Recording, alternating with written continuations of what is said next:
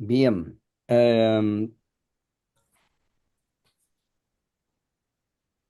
vamos a partir, vamos a continuar con la octava sesión de conferencias del mes de la Aeronáutica y el Espacio, organizadas por el Consejo de Especialidad de Aeronáutica y el Espacio del Colegio de Ingenieros de Chile. Y en este momento vamos a presentar al ingeniero aeronáutico señor Martín Jordán Tapia. Él es ingeniero aeronáutico de la Academia Politécnica Aeronáutica de la Fuerza Aérea de Chile y posee un Master of Science in Advanced Motorsport Engineering de la Universidad de Montfort en el Reino Unido. Su experiencia profesional durante los últimos 12 años se ha orientado a la ingeniería y el mantenimiento de aeronaves y motores a reacción, como también en el aspecto que abarca el análisis técnico y control de calidad de los procesos de mantenimiento conforme a las certificaciones y a la normativa que asegura la aeronavegabilidad. Actualmente se desempeña como jefe de garantía de calidad en el grupo de mantenimiento número 51 de la Fuerza Aérea en la ciudad de Antofagasta. La exposición de hoy está orientada al uso de técnicas de la ingeniería aeronáutica en un ámbito que no es extensamente conocido, pero cuyo empleo es fundamental en el desarrollo de esta disciplina. Me refiero a la aerodinámica aplicada a los automóviles de competición. Dejo con ustedes al ingeniero aeronáutico Martín Jordán y su exposición Optimización aerodinámica del vehículo Lotus Évora GT2. Adelante, Martín. Muy buenas tardes. ¿Se me escucha bien? No hay ¿Se escucha problema. bien? Perfecto. Antes que todo quiero dar las gracias al colegio. La verdad que para mí es un orgullo ser parte de esto. Yo sé que acá hay mucha gente que está a un nivel muy alto, al cual yo espero estar algún día, y espero que esta exposición sea atingente y esté al nivel que le corresponde. Voy a guiarme por una exposición, perdón, que va a ser muy general, ya que mi proyecto de tesis es bastante largo, así que intenté resumir todo en estos días, porque además quiero explicar ciertos aspectos básicos de la aerodinámica y cómo se aplica hoy en día todo lo que uno ve en la aviación, en los vehículos de alta competición. Así que voy a empezar ahora para compartir. Perfecto.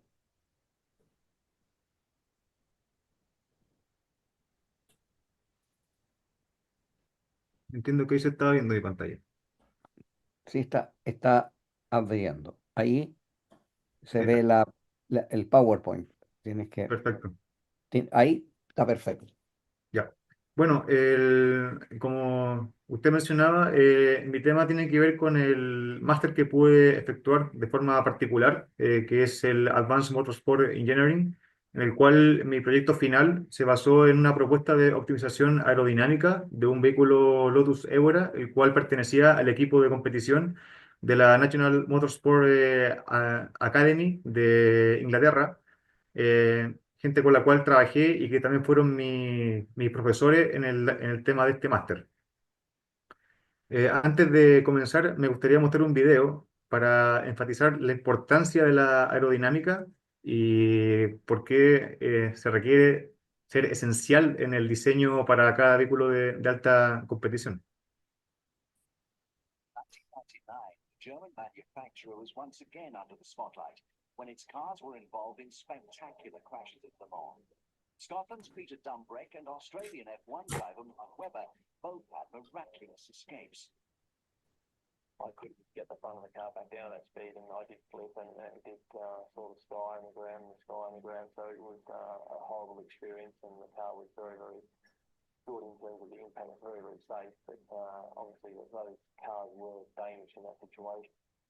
Bueno, este video corresponde a una competencia del año 99, donde el piloto Mark Webber, que está en pantalla, tuvo ese accidente que se debió, como ustedes pueden ver en el video, a una generación de sustentación del vehículo, lo cual posteriormente se dieron cuenta los ingenieros y todo el equipo de que había un problema que se generaba cierta sustentación al momento de las rectas, lo que generaba esto, que el vehículo saliera despedido de la pista y pudiera ocasionar un accidente peor con la muerte de alguno del piloto o del equipo que estaba junto a él.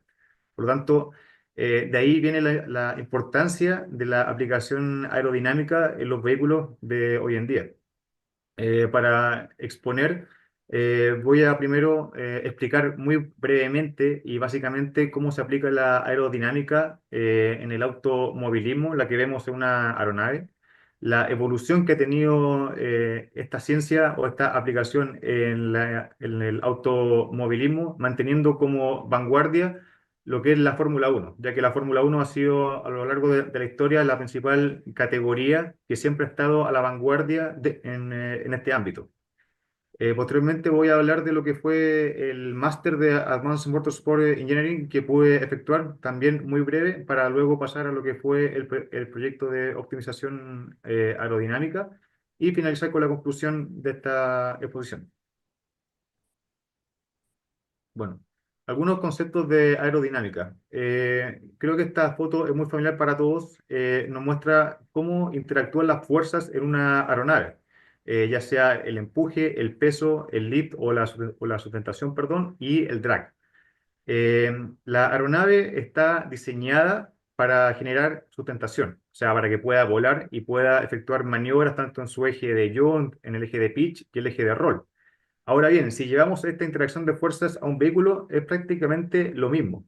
¿Cuál es la única diferencia esencial? Es que yo no requiero generar lift o sustentación en el vehículo, sino que requiero generar downforce, que es la carga aerodinámica que me permite que el vehículo pueda estar lo más adherido a la pista. ¿Para qué? Para mantener una buena performance del vehículo, para mantener una buena velocidad en curva, ya que en las carreras hay muchos circuitos que poseen curvas, son muy pocos los que solamente son de rectas. De hecho, los vehículos que compiten en recta tienen muy poca o tienen baja capacidad aerodinámica y también poseen ejes en los cuales se interactúa, donde es muy importante el tema de la suspensión. Por ejemplo, el eje transversal, en el cual se relaciona con el pitch, o el eje longitudinal como el roll. Y también está, por supuesto, el yaw que se genera al momento de la curva.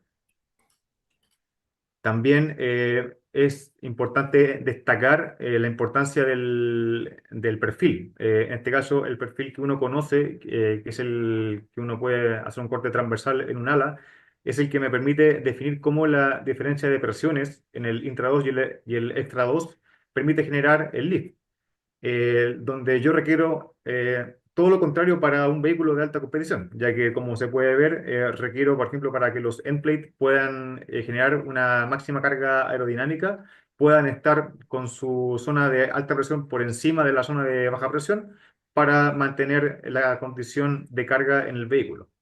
También es importante considerar la diferencia de presiones, como dije, el comportamiento de las streamlines, que son las líneas invisibles que uno tiene que intentar visualizar en el vehículo, que hablan de la dirección que toma el flujo en el chasis, en cualquier componente aerodinámico. Ver también el comportamiento que tiene el flujo. Es importante conocer también el boundary layer o la capa límite que se puede generar, saber cómo yo puedo mantener esa capa límite en una condición que me permita obtener el mayor desempeño del flujo, ya que mi idea es intentar evitar que este se vaya desprendiendo de mi vehículo, y también tengo que considerar la velocidad de este flujo. También otros conceptos que son muy vistos, por ejemplo, en Fórmula Uno tienen que ver con la generación de los vórtices. Muchas veces se tiende a pensar que la formación de vórtices en una aeronave o en un vehículo son algo negativo. La verdad que hoy en día en la aviación se usa mucho los generadores de vórtices, por ejemplo, en un avión de combate como el F-16. No sé si se ha podido ver que al momento de efectuar un ascenso a cierta velocidad, se generan unos vórtices que provienen del strake hacia el ala, o esta especie de nubes, que lo que hacen es básicamente generar una vorticidad a propósito para energizar todo el flujo hacia el ala y evitar cualquier condición de stall que se pueda generar en la aeronave. Ahora bien, si lo llevamos a la aplicación de los vehículos se generan también vórtices. Aquí podemos ver una foto muy básica donde el alerón frontal toma la función de, aparte de generar carga aerodinámica, la función de generar una barrera de vórtices, por ejemplo, que se va dirigiendo hacia la división que hay entre el chasis y el difusor. ¿Esto que me permite? Me permite que no haya interacción del flujo de alta presión que yo tengo por encima con el flujo de baja presión. ¿Por qué? Porque yo requiero que el difusor esté lo más limpio posible para que pueda cumplir bien su función de succión o de efecto Venturi. Por lo tanto, la idea de trabajar con un vehículo de alta competición es alcanzar la mejor performance de este. Para esto, ¿qué es lo que se requiere? Se requiere un balance en la búsqueda del flujo laminar y el vorticoso, porque también hay que considerar que mientras más flujo vorticoso, también tengo mayor drag en el vehículo. Tengo que tener en cuenta el balance entre velocidad, downforce y la resistencia aerodinámica, entre el peso, el sistema de suspensión, que en este ámbito es muy importante y es parte del diseño integral en la parte aerodinámica, y también la importancia de cuál es el circuito que yo voy a recorrer. Todo esto me lleva a optimizar de forma aerodinámica mi vehículo, pero siempre esto se va iterando. Un diseño nunca va a ser permanente, porque siempre voy a tener condiciones que me vayan variando esto. Y estas condiciones son las que se pueden ver en pantalla. Como dije, lo esencial de la aplicación aerodinámica es el downforce, que más adelante voy a explicar cómo funciona de forma muy básica en un vehículo. Esto permite el aumento del grip, que es la adherencia que debo tener con mis cuatro neumáticos a la pista. Me permite lograr grandes velocidades en curva, mantener una buena estabilidad y control de mi vehículo y permitir, obviamente, el desempeño que yo quiero para cada tipo de competencia. Pero también tengo factores externos que siempre van a estar ahí, que me van a afectar positiva o negativamente el comportamiento del vehículo, ya sea el tipo de circuito, el tipo de clima que puede ser seco, con lluvia, el tipo de suspensión o cómo yo configuro esta suspensión, la planta motriz, el piloto, que es obviamente el personaje principal en esto porque él es el que debe pilotar y él debe sentirse cómodo con el vehículo, los neumáticos en cuanto a su desgaste, la interacción que hay con el oponente, porque uno siempre analiza de forma aerodinámica con un flujo limpio, pero cada vez que hay una competencia siempre hay un oponente que está por delante de uno. Entonces, el flujo con el cual yo interactúo no es el mismo que yo uso en una simulación. También está cuál va a ser mi estrategia en la competencia, perdón, y el peso que va a tener este vehículo. Ahora bien, para explicar básicamente cómo actúa el downforce y por qué es importante, acá encontré una lámina muy buena en la cual lo que hay que tener en cuenta y considerar es el tema del neumático, ya que el neumático es el componente del auto que está adherido a la pista y es el componente que yo quiero que se mantenga en pista. En este caso, tenemos que en el neumático actúan fuerzas, ya sea el peso o la fuerza vertical que va hacia abajo, que debe ser la carga aerodinámica, una fuerza lateral que va hacia el ápex de la curva, perdón, hacia el interior de la curva, y una fuerza centrífuga, que es la que me quiere tirar el vehículo hacia afuera. Y también tengo un slip angle, que como se puede ver en la vista superior acá, corresponde al ángulo entre el eje longitudinal del neumático con el ángulo del viaje que está haciendo realmente el neumático, que es lo que me genera básicamente el desgaste permanente en un circuito. Ahora bien, asumamos, por ejemplo, que tenemos un vehículo con un peso de 200 kilogramos, este es su peso máximo que tiene el vehículo, y de acuerdo a esta ecuación y al gráfico de fuerza lateral versus slip angle, yo puedo determinar acá, por ejemplo, que con una fuerza FI, o sea, con una fuerza lateral X, mi máximo ángulo o slip angle es de 4 grados. ¿Esto qué quiere decir? Que esa es mi máxima velocidad o eso me permite definir que esa es mi máxima velocidad para que yo pueda doblar con un slip angle de máximo 4 grados en una curva y el vehículo pueda mantenerse en pista. Ahora bien, ¿Qué pasa cuando el piloto dice, no, yo quiero ir más rápido, yo quiero tener más velocidad en curva? Si yo mantengo esta configuración de peso y el piloto va más rápido, ¿qué es lo que va a pasar? Va a aumentar la fuerza lateral, pero al mismo tiempo va a aumentar la fuerza centrífuga. Entonces, ¿esto qué va a hacer? Que ya al aumentar esto, voy a quedar fuera de la pista. O sea, ya no voy a tener ninguna oportunidad de mantener el grip y voy a entrar en la fase de sliding, que es la fase donde ya estoy fuera de pista, donde yo ya pierdo el control del vehículo. Ahora bien, ¿qué es lo que yo debo hacer para lograr una mejor velocidad en curva? Aumentar el peso o aumentar la carga aerodinámica. Esto que me permite, acá como podemos ver en la segunda línea, que si yo aumento la fuerza lateral, perdón, la fuerza vertical o la carga en 300 kilogramos, yo puedo mantener la misma máxima velocidad que mantenía en curva anteriormente, pero ahora con un slip angle menor de 2 grados, que es mucho mejor, porque si es que tengo mucha diferencia de slip angle, incluso puedo tener un understeer o un oversteer, dependiendo de cómo está la configuración de mi centro de gravedad. Y también acá me establece que yo puedo alcanzar una mayor velocidad hasta los mismos 4 grados que tenía anteriormente. Por lo tanto, aquí es como se deja demostrado que mientras yo tenga una mayor carga aerodinámica, yo puedo alcanzar una mayor velocidad en curva. Y así puedo mantener la estabilidad y control del vehículo para que pueda estar siempre en la zona del rebase que se requiera. Bueno, eso era más que nada lo que eran los conceptos aerodinámicos. Ahora voy a pasar a lo que es la evolución de la aerodinámica en el automovilismo, centrado principalmente en lo que fue la Fórmula 1. Lo primero, quise colocar esta foto, ya que es una foto que muestra bastante bien cómo a través de los años fue evolucionando la forma de pensar con respecto a la aerodinámica. Y en la foto que se puede ver a la derecha se muestra muy bien los primeros diseños. Uno puede llegar a pensar que ahora esto es muy raro, pero son los diseños de los primeros vehículos o los primeros ingenieros y pilotos que intentaron ver cómo obtener un mejor desempeño con ciertos elementos aerodinámicos. Esto hoy en día no se vería porque claramente son elementos que me generan bastante drag o son bastante raros para el diseño, pero fueron las primeras ideas para esto.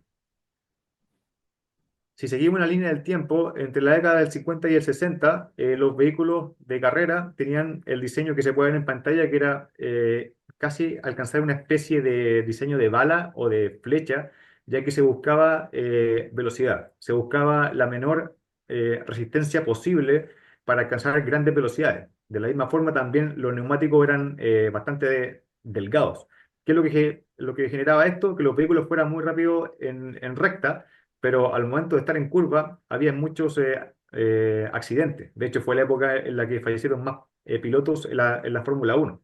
Por lo tanto, no había una preocupación de la seguridad, era simplemente alcanzar altas velocidades.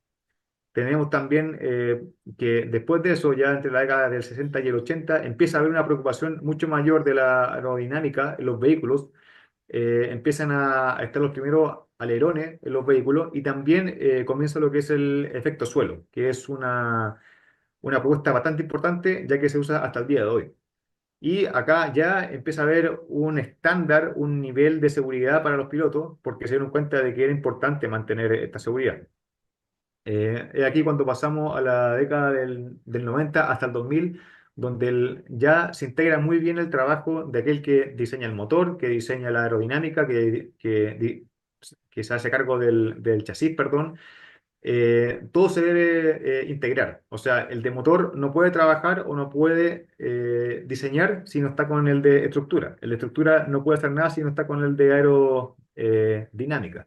Y finalmente, acá ya hay una preocupación mucho mayor por el piloto. De hecho, fue la época donde falleció Ayrton Senna y ahí ya hubo una normativa muy exigente con respecto al tema de la seguridad.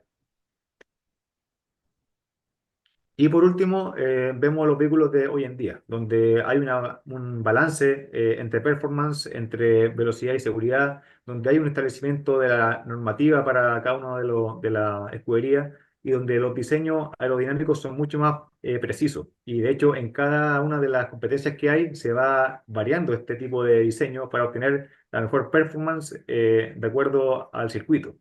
Pero como dije, esto también es parte de la vanguardia que siguieron tanto la IndyCar, que es la foto que se muestra abajo a la izquierda, como las carreras de resistencia. Si se puede ver, ahí también aparecen los primeros vehículos que tienen, que son bastante similares a cómo eran antes en la Fórmula 1. Por lo tanto, toda la aerodinámica ha ido evolucionando en su conjunto en las diferentes categorías de los vehículos de alta competición.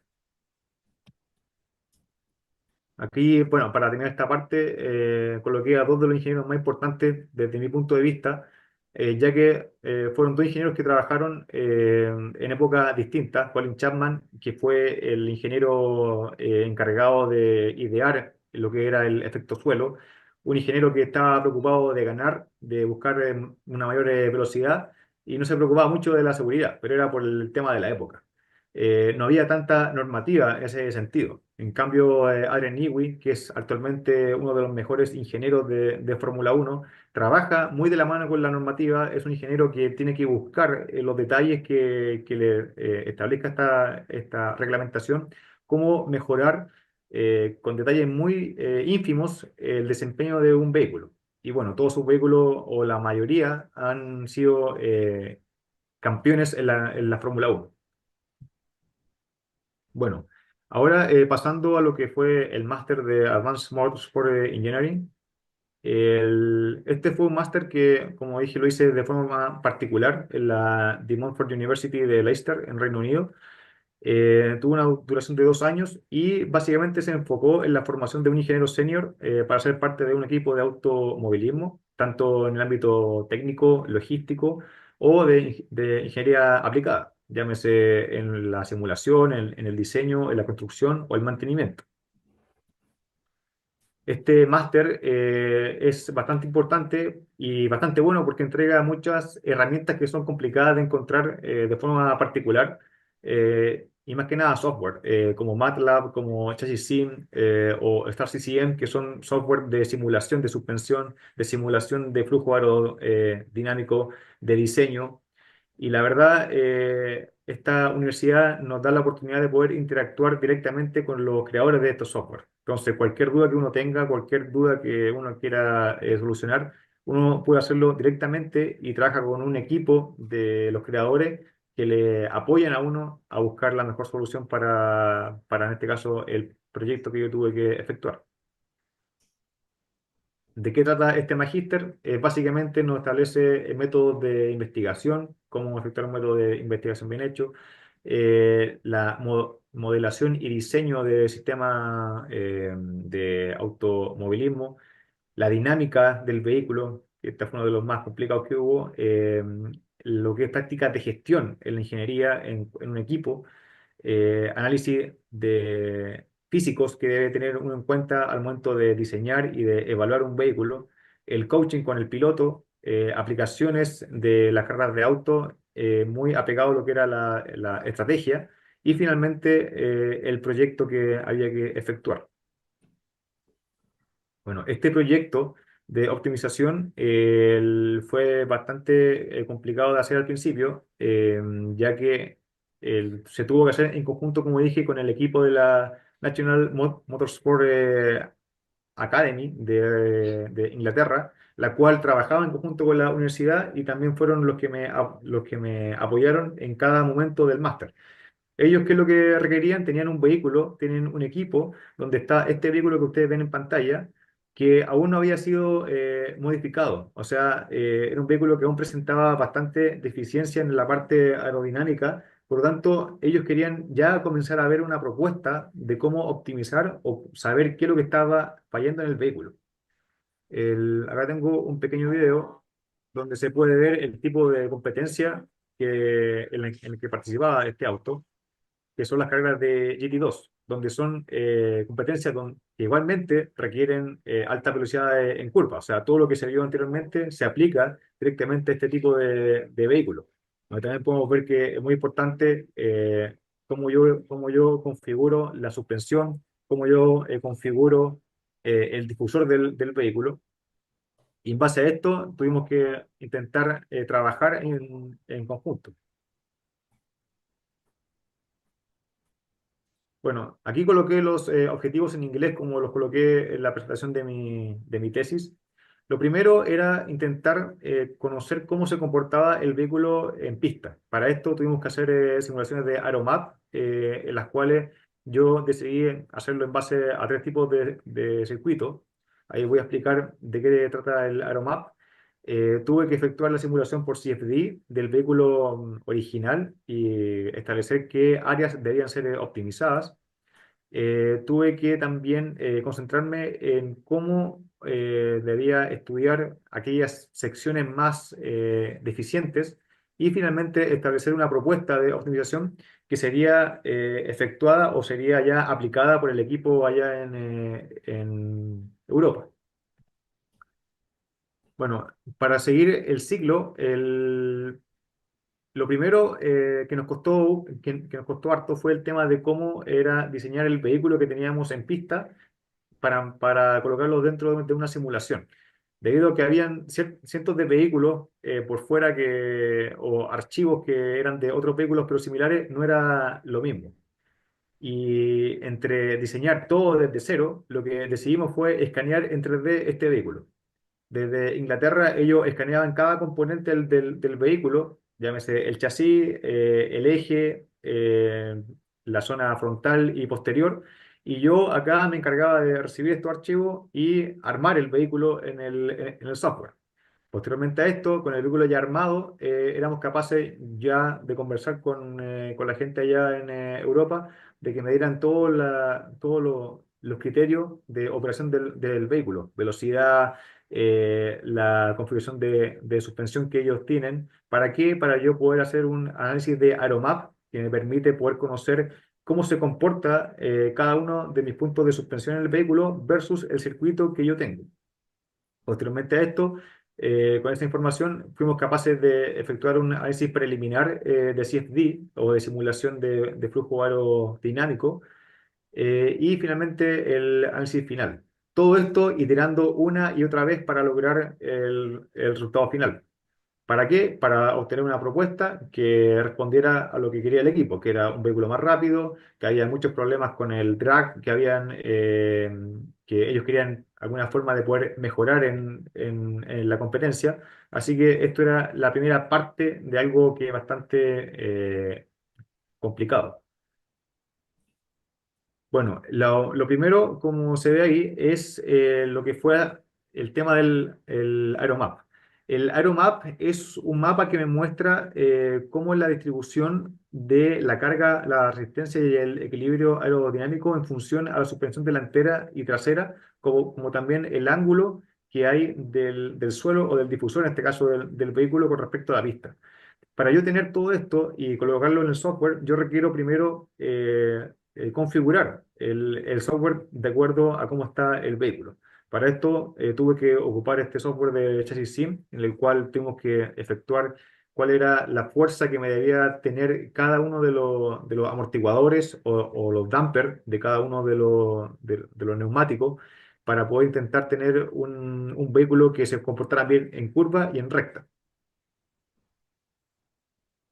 Para esto, posteriormente que llevamos este análisis en el Chassis Sim, era entregado a otro software que era el Motec, que era un software que nos presentaba cómo se comportaba el vehículo a medida que avanzaba en el circuito. Ahí ustedes pueden ver un video, ese es uno de los circuitos que se estudió donde se ve cómo se va recorriendo el vehículo y yo puedo obtener información de RPM, puedo obtener información de frenos, de cómo se comporta el volante idealmente por parte del piloto. Y con todo esto yo generé los Aeromap, que bueno, acá coloqué 4 fotos nomás porque fueron bastantes, donde el Aeromap me muestra la mejor configuración en cuanto a la altura para que yo pueda obtener la mejor performance aerodinámica en pista. Toda la información, data que sale acá, se usó para establecer lo que muestro a continuación. Perdón por el texto, pero esto es un resumen de lo que se pudo obtener de este análisis. en el cual, como se puede ver, era básicamente presentar cuáles son los rangos de distancia que yo requiero tener con respecto a la pista para tener un buen desempeño de mi suspensión versus la aerodinámica y también para hacer la data principal que yo iba a colocar en el software de simulación de flujo aerodinámico. Ahora bien, cuando ya tuvimos que llegar al tema de escanear el vehículo y de presentarlo en el software, lo más importante era saber cómo se iba a analizar. Yo lo que hice fue dividir el vehículo en varias secciones. En la sección frontal, donde estaba el splitter, que es el componente que está ubicado en la zona inferior, que se encarga de dividir el flujo hacia el difusor y hacia el resto del chasis. Los canards, que van ubicados en la forma lateral, la efectividad del flujo de aire hacia los frenos, que era muy importante, donde había vorticidad positiva o negativa, eh, si es que era necesario colocar algún spoiler en el alerón trasero, cómo se comportaba el flujo de aire entre el chasis y el alerón, cómo se comportaba esto mismo con el difusor y también todo lo que fue el análisis de la diferencia de presiones con el difusor, que es algo muy importante. Bueno, ya con todos los análisis hechos, se llevó el vehículo, ya armado con todas sus partes, al tema del análisis por CFD. Acá lo que yo me encargué fue más que nada de establecer un análisis en cuanto a las presiones, a las velocidades y también al tipo de streamline, que como ustedes pueden ver, son de distintas direcciones, para poder establecer cómo se comportaba el flujo. A mí lo que más me interesaba primero era saber cuáles eran las zonas con menor presión y con mayor presión, y si esas presiones correspondían con la finalidad que le tocaba a ese componente.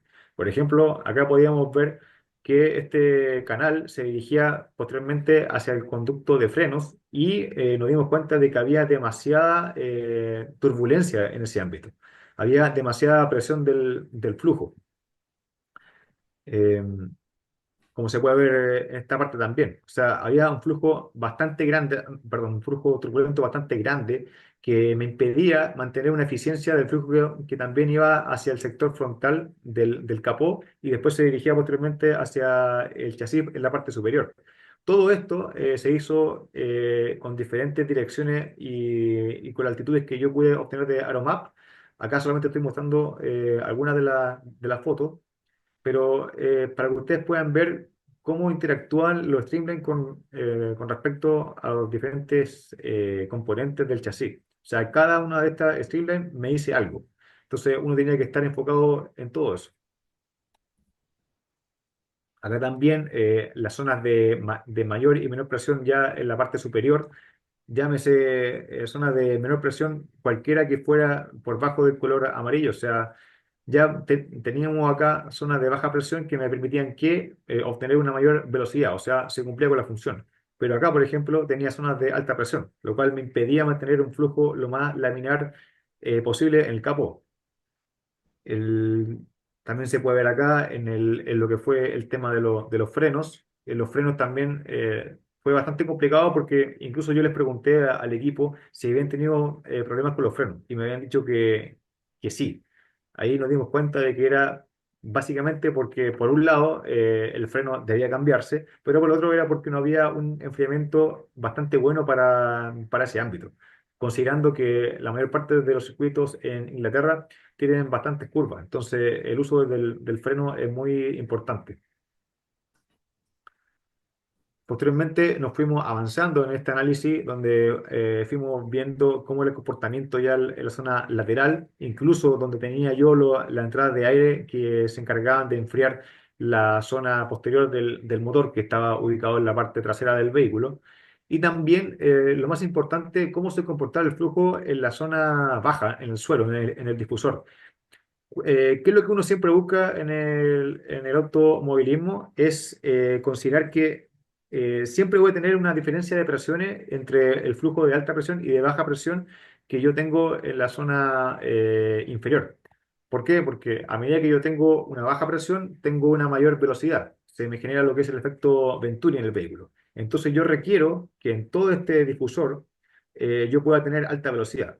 Acá lo que nos fuimos dando cuenta era que entraba bastante flujo de alta presión que me impedía poder tener una buena eficiencia en la salida del difusor. Entonces, esto me generaba pérdida de eficiencia en la aerodinámica, en el grip, y obviamente podía conllevar a que el piloto tuviera un mayor understeer al perder estabilidad en la curva. También nos dimos cuenta con análisis de este tipo, con mayores líneas de flujo, que teníamos un desprendimiento bastante grande en la zona posterior a la salida del alerón trasero y del difusor. Por lo tanto, se concluía que el difusor no cumplía realmente con la función como tenía que ser este tipo de competencia. Nos fuimos también a la parte trasera. Acá nos encargamos de ver cómo se comportaba el flujo. Esto yo lo fui viendo siempre con la gente del equipo, para que ellos fueran viendo cómo era realmente lo que pasaba con el vehículo.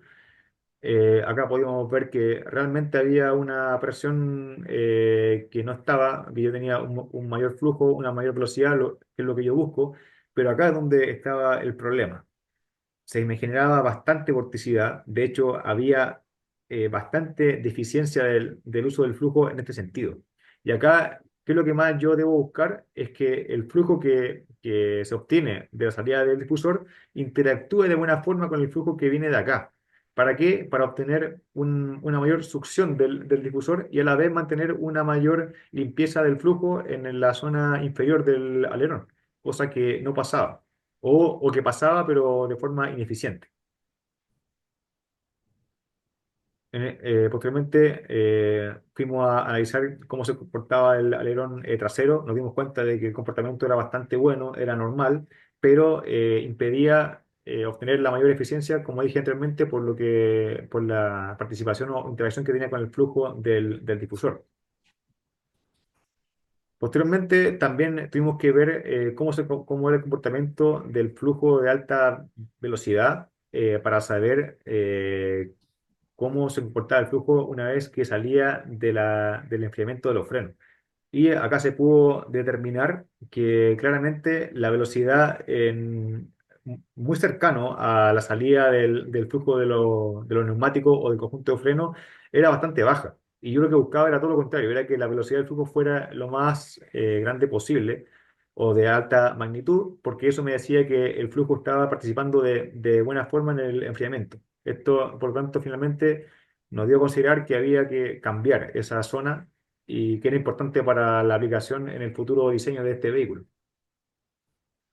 Acá también nos vamos a lo que dije anteriormente. Cuando tenemos una menor presión, perdón, una menor velocidad, hay una mayor presión. Y lo que pueden ver acá es la zona posterior del vehículo. O sea, se muestra bastante bien que hay bastante presión. Y esto, en conjunto con la interacción que hay del flujo de alta presión, me genera bastante turbulencia.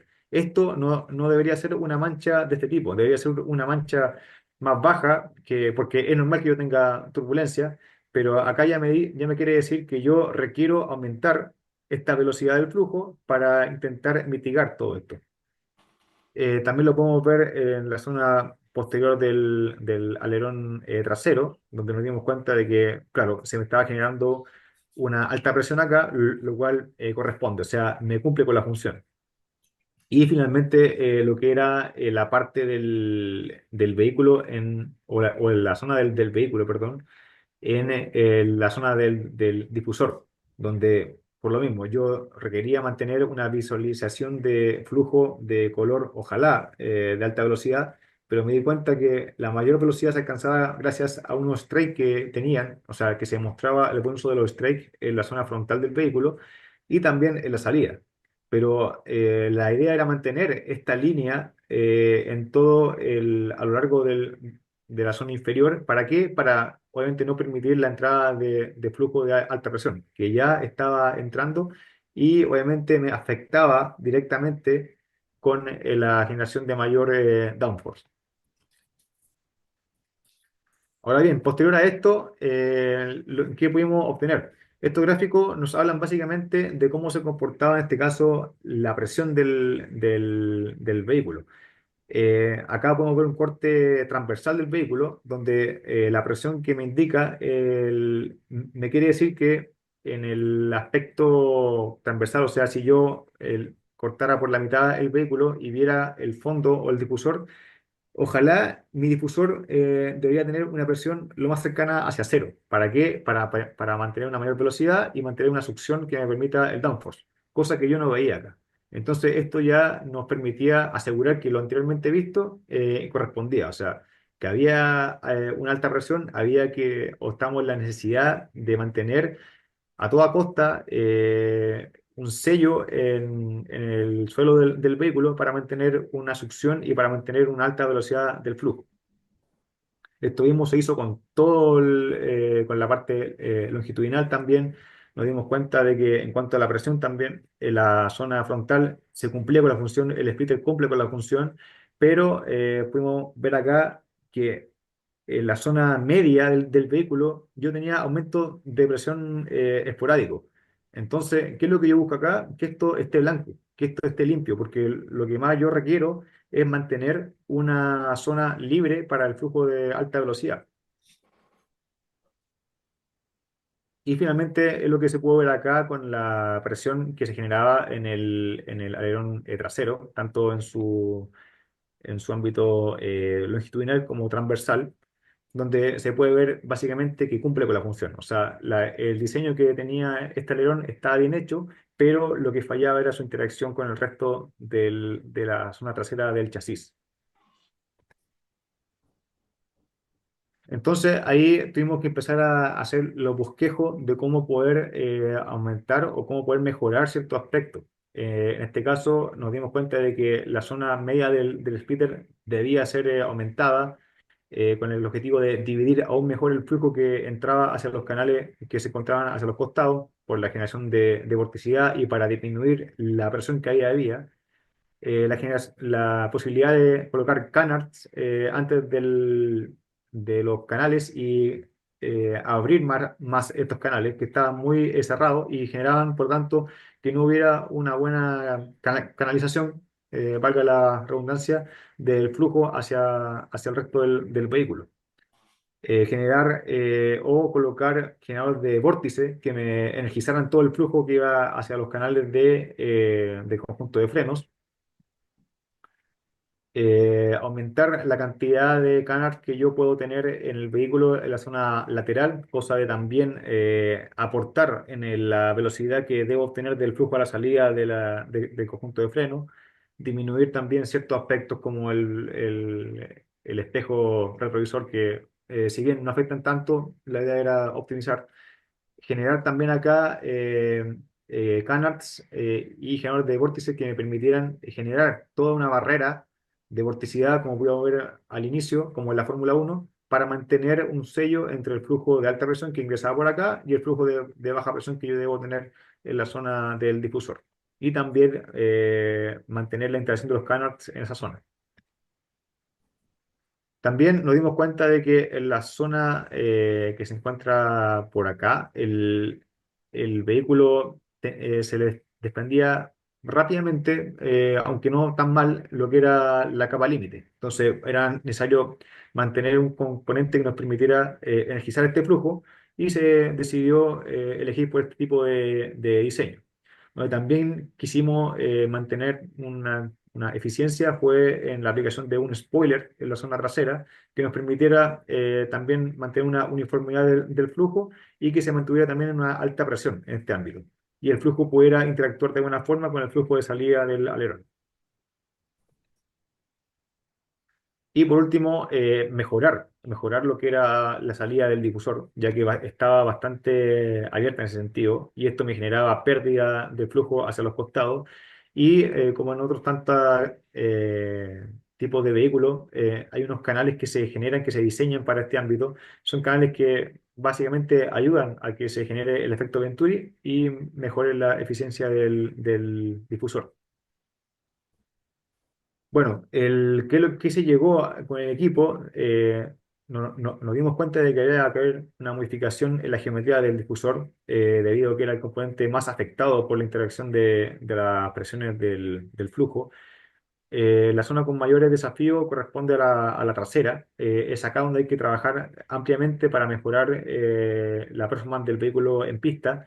Se requiere la adición de un spoiler junto al alerón trasero, y también se debe iterar un nuevo diseño interno del capó que permita que los canales de enfriamiento puedan aumentar su caudal, y que obviamente el yo permita acá un buen flujo del aire, porque acá se me genera bastante vorticidad, lo que también al tener yo acá alta vorticidad pasaba que este flujo de alta presión continuaba hacia el difusor. O sea, ya era una integración completa de un flujo mal manejado que obviamente afectaba al resto del vehículo.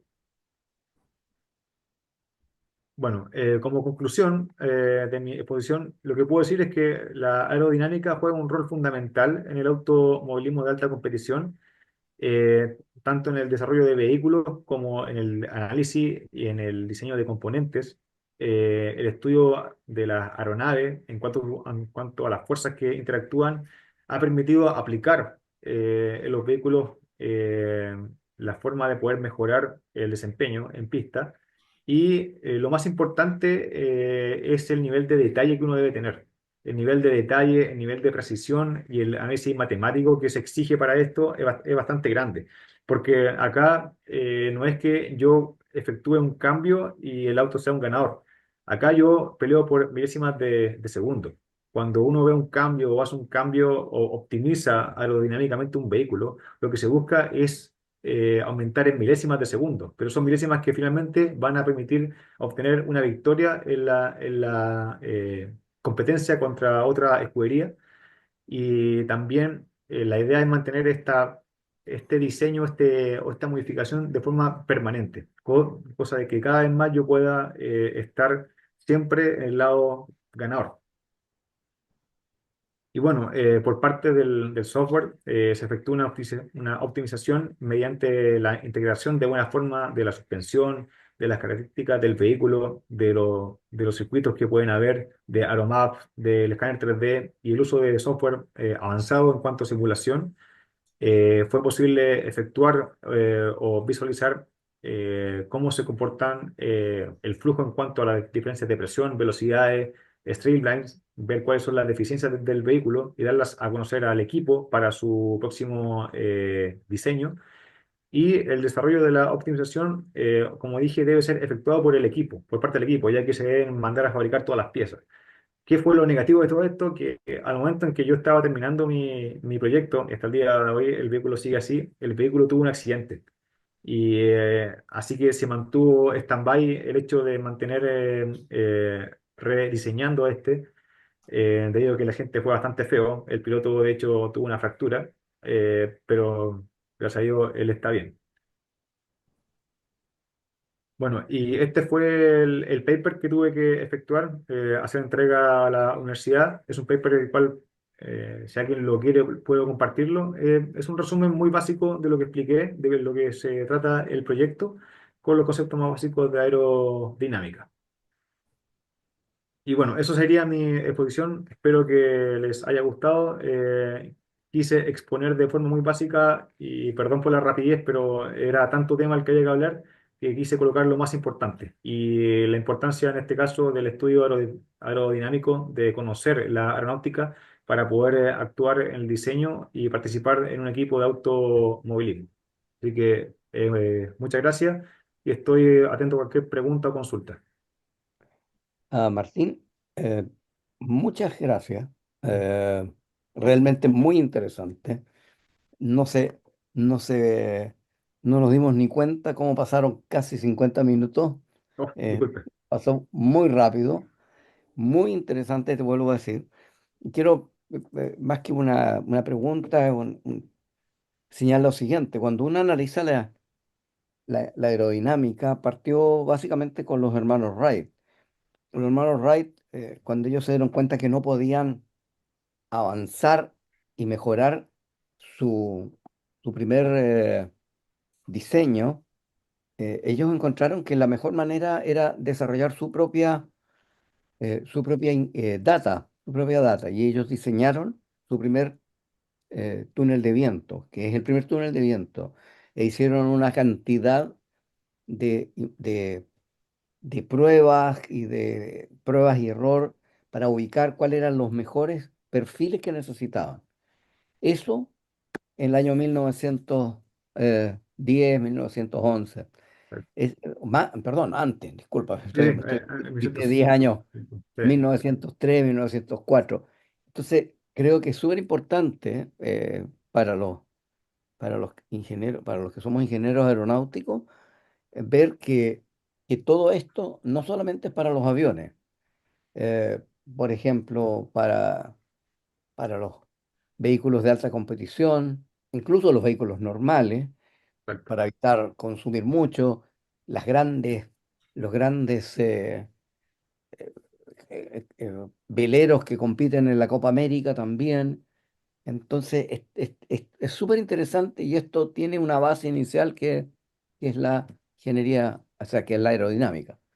Así que te felicito, te agradezco. Es realmente muy interesante tu presentación. Así que te quiero abierto, no sé que si hay alguien que tenga alguna consulta, la puede colocar en el chat, aquí hay unas consultas. Don Luis Vergara dice: excelente y apasionante presentación. Al utilizar un modelamiento CFD y luego de introducir todas las variables dinámicas, la velocidad utilizada es la máxima, ¿es la máxima o la que se busca en las curvas para un máximo downforce? Y si es así, ¿qué pasa con la eficiencia a mayores velocidades con el mayor drag inducido? Esa es la Bueno, primera. es una pregunta, ¿cierto? Sí, Sí, bueno, es bastante buena. De hecho, lo que uno busca en el vehículo es obtener un balance, debido a que yo no puedo ser el más rápido sin tener harta resistencia en mi chasis. O sea, siempre va a haber una alternativa donde yo voy a tener que buscar el mejor desempeño y voy a tener que sacrificar muchas veces componentes o el desempeño de mi vehículo para ciertos tipos de circuitos. En este caso, como dice la pregunta, la resistencia inducida es algo bastante importante, ya que nos genera una pérdida muy grande de velocidad o incluso de desempeño de ciertos componentes. Pero básicamente lo que uno tiene que hacer en la carrera, cuando uno debe cumplir con lo que quiere el piloto y con lo que se requiere para ganar en base a la estrategia, uno debe tener en cuenta que hay que sacrificar muchas veces suspensión o peso del vehículo, o sacrificar la carga aerodinámica que yo puedo tener en la zona frontal o trasera para poder ganar esa competencia. Pero siempre el tema de la resistencia es el mayor daño o o la mayor consecuencia de poder lograr grandes velocidades.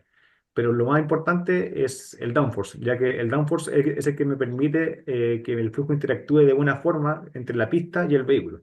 Pero como usted bien dice, el drag inducido es siempre una componente que está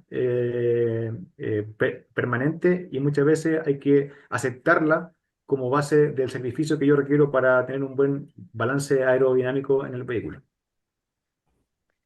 gracias, Martín. Ahí tengo otra consulta, otro análisis de don Ricardo Sáez, que te dice: quiero felicitar sinceramente a Martín por la excelente conferencia presentada. Es muy admirable el interés que demuestra por conocer y dominar materias que lamentablemente no suelen ser impartidas de forma común en las universidades chilenas. Su informe, tanto técnico como didáctico, hizo que el tema fuera muy interesante y accesible, lo que no es tarea fácil cuando se abordan conceptos tan complejos. Felicitaciones y mucho éxito en todos tus proyectos futuros. Muchas gracias. También te manda muchas felicitaciones don Juan Quilaleo. No sé Muchas si gracias. alguien más quiere hacer algún comentario. Creo que está don Alejandro. Alejandro Schmauk. Sí, yo tengo la mano arriba. Primero felicitarlo, Martín, por el interés en un tema sobre todo en Chile, no es muy habitual. Lamentablemente, por lo que decían ahora en Antofagasta, no es mucho lo que puede aplicar, pero bueno, es la Claro. vida. Pero a mí, yo quisiera hacer un alcance porque no, me parece que no quedó demasiado claro, que es lo siguiente. Porque Martín mostró la comparación de unos autos con unos aviones y tú, Fernando, hablaste de los hermanos Wright y todo lo demás.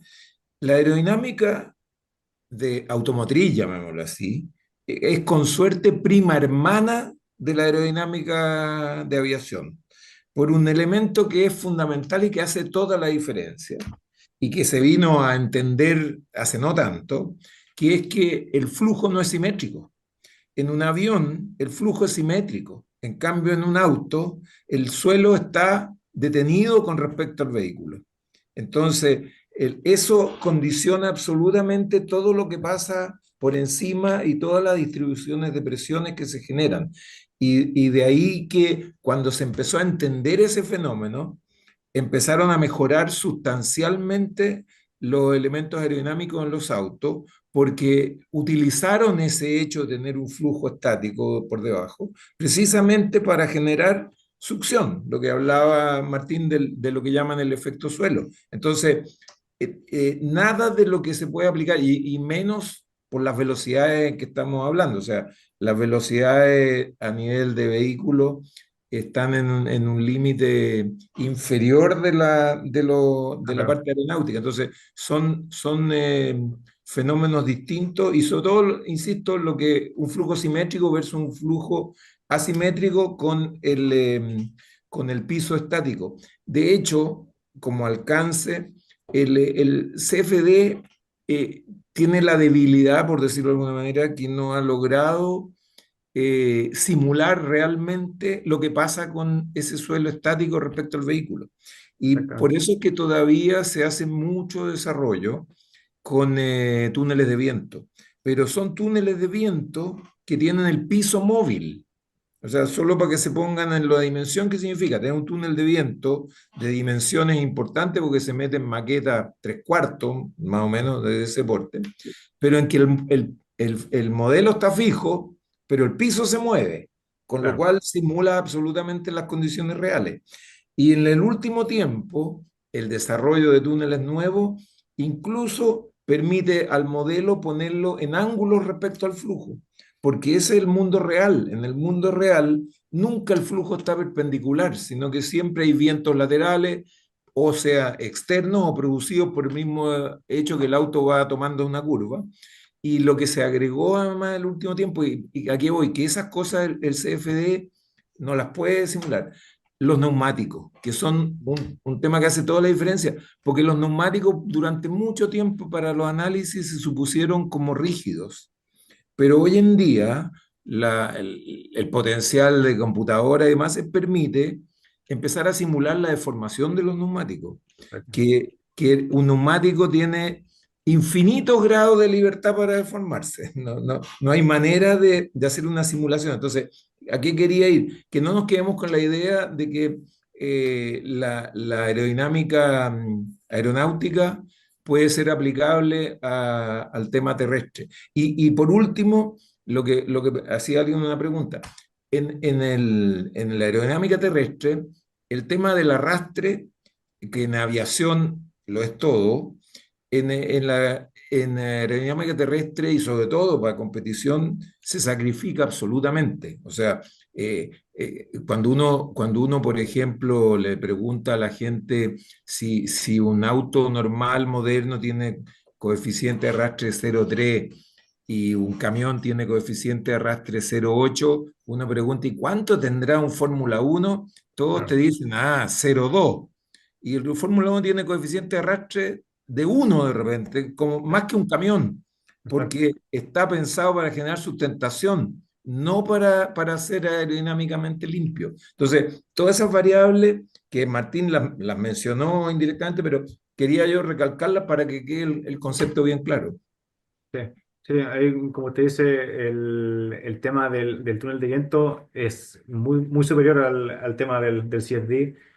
agradezco eso porque fue un tema que olvidé de mencionarlo. Hoy, de hecho, los mismos equipos de Fórmula Uno deben pelear por un lugar en el túnel de viento para los análisis de sus propios vehículos, porque pueden tener todos los software requeridos para eso, pero aún así el túnel de viento siempre va a ser lo más cercano a la realidad. O sea, y claro, o sea, hay tanta integración del diseño completo del vehículo, llámese de la suspensión, el motor, el cooling o el aire de enfriamiento que debe existir, el comportamiento aerodinámico versus los vientos en contra, versus los cambios de dirección de viento que hay en un circuito, con la lluvia, con el agua también, que cambia mucho el comportamiento del neumático. Y son cosas que hasta el día de hoy es bastante complicado llevarla a la realidad, pero como usted dice, el túnel de viento es lo más sincero que hay para poder mantener un buen diseño y análisis en este ámbito. Así Y que, un túnel que mueva el piso, eso es exacto, fundamental. sí, sí, O sea, exactamente, uno acá en Chile, los pocos túneles de viento que hay son túneles de viento con piso fijo, y por lo claro, tanto las simulaciones, aparte de que lo otro es que las dimensiones, o sea, los de Fórmula Uno meten maquetas tres cuartos, sí, que claro, con lo cual los Reynolds se pueden más o menos emparejar, pero con una maqueta al 20% es imposible emparejar los claro, reinos. exacto, es como una regla de tres casi. Hay un par de comentarios más. Don Luis Vergara dice, don Alejandro, y parece que ya lo contestó, pero y en ese sentido, ¿se ve posible la incorporación de superficies móviles que lo haga más eficiente en los distintos regímenes de velocidad? Eso se intentó y se prohibió reglamentariamente. O sea, es parte de la discusión. De hecho, hoy en día para escabullir esa rigidez reglamentaria, han descubierto equipos que hacen alerones flexibles Exacto, y que flectan a velocidad cambiando su forma.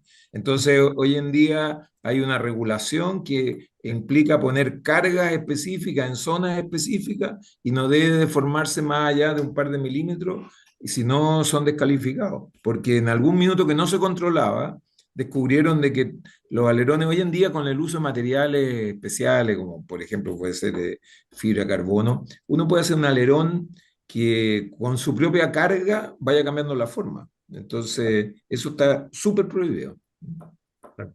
Porque claramente Au- en alguna época se permitieron en esas fotos que mostró Martín al comienzo, cuando tenía unos alerones puestos bien altos de los autos, cuando empezó a tocarse estos temas, esos alerones en algunos casos se movían. O sea, cuando el auto frenaba, se ponía un ángulo de incidencia mayor y cuando estaban en la recta se ponía en ángulo cero. Pero eso los hacía muy frágiles. La cantidad de accidentes que hubo con alerones que se despegaron. Y el problema es que, y pasa hoy todavía con los autos de efecto suelo, si por A, B o C, lo vemos cuando se tocan de repente dos autos y el auto que es golpeado en un costado, unos topones insignificantes, pierde Sí, rendimiento, pero en forma apreciable, porque basta que el borde del piso se dañe ínfimamente para que el efecto suelo pierda 30% de su eficiencia, porque necesita ese pseudo sello entre la zona de baja presión y la zona de alta presión externa. Perdona que me meta, Martín, sí, no, en el no, no, de lo no, tuyo, yo pero, lo estoy disfrutando, así que ya, pero lo que pasa es que la cantidad de variables que hay sí, en esto son infinitas. Y solo para terminar, mencionó Martín a Andrew Newey, a Adrian Newey, que probablemente el gurú de todos los aerodinamicistas de hoy en día.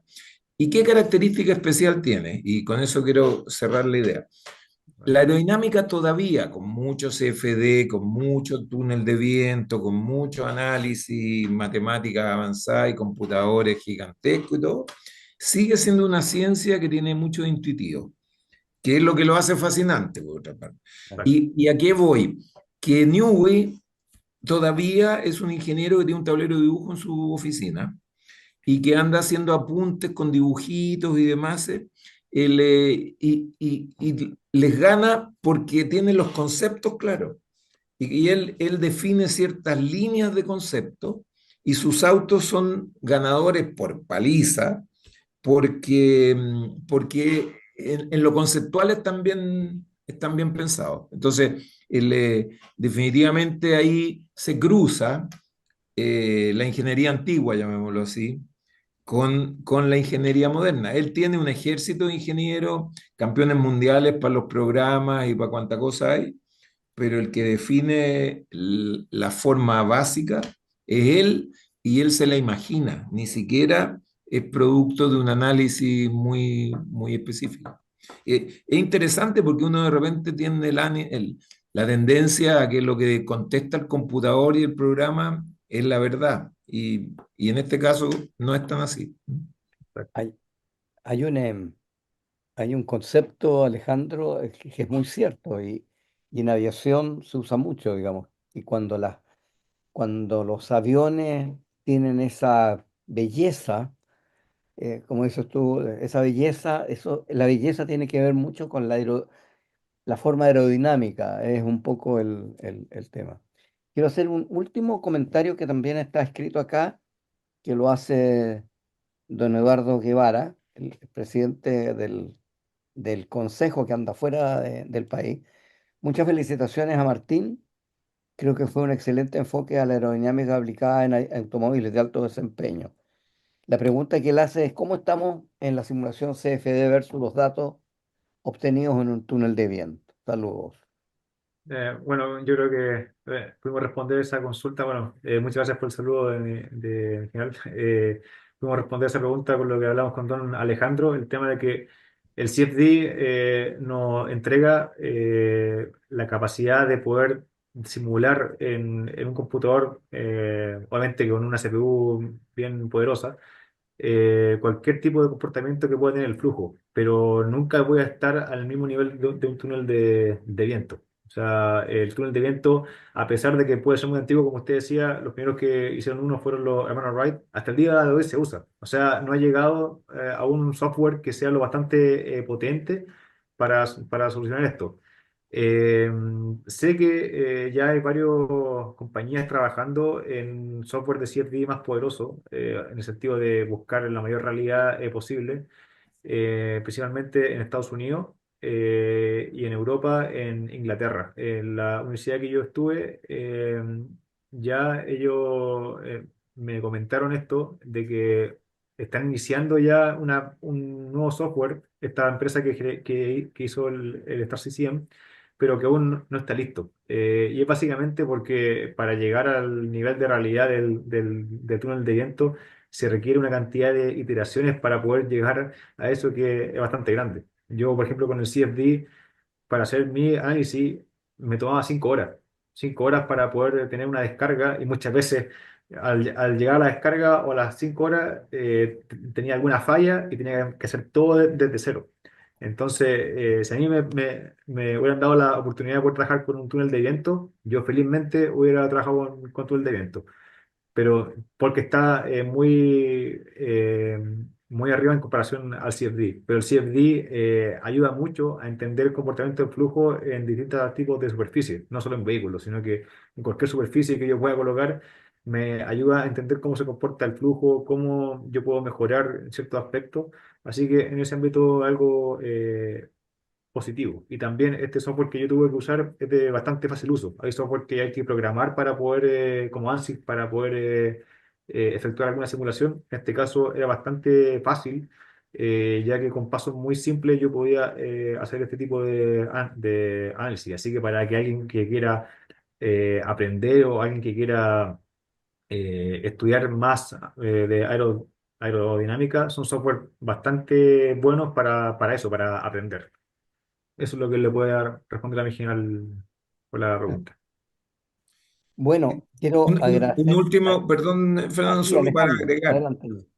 Él, son todos complementarios. O sea, hoy en día el Claro, CFD se usa muchísimo porque te permite aproximar el óptimo, cosa de que cuando llegas al túnel de viento llegues con 3 o 4 opciones, porque los túneles de viento cuesta carísimo echarlos a andar, y exacto. además los equipos tienen restricciones de horas de túnel de viento, entonces tienen que llegar con las ideas muy claras a probar cosas muy claras. Entonces, para eso, el CFD sin duda que es un primer filtro. Y después viene la etapa de la correlación de los datos reales, que los toman en la pista, con los que obtuvieron en el túnel. Y ha pasado de que han detectado túneles que estaban descalibrados y no había correlación entre los datos que daban y la realidad. Y por eso es que hay equipos que se pasan temporadas dando la hora porque el túnel estaba descalibrado, por ejemplo. O sea, son complementarios las tres etapas, ¿no? Una no salva a la otra. Exactamente. Bueno, yo quiero realmente agradecerte, Martín. Es una excelente exposición de un muy apasionante y muy eh, científicamente bien hecho trabajo de investigación. Eh, quiero, ¿cómo se llama? Agradecer además la presentación que hiciste. Creo que es un buen punto para que el resto de la gente pueda entender que, que los ingenieros ayudamos harto en muchas cosas en la vida, digamos, no solamente construyendo puentes ni manteniendo aviones en vuelo. Yo quiero agradecerte a nombre de la especialidad del Colegio de Ingenieros. También quiero agradecerlo a todos los que están participando y eh, queremos cerrar esta sesión con un aplauso virtual para Martín. Muchas gracias. Muchas gracias por la invitación. Gracias, Igual. Alejandro, por participar. Muchas gracias, don Alejandro, igualmente, por toda la experiencia. Vale. Estemos en contacto, Martín, cuando queráis. Yo feliz, yo Ya, feliz de seguir conversando vale. de Pues ingeniería. no somos muchos los fanáticos de estos temas. Así Así que, es, así es. Es un bueno, ya, buen desafío. ya, chao, chao. Hasta luego, Chao. que esté muy bien. Gracias, ¿ah? Chao. Hasta luego, muchas Chao, gracias. chao.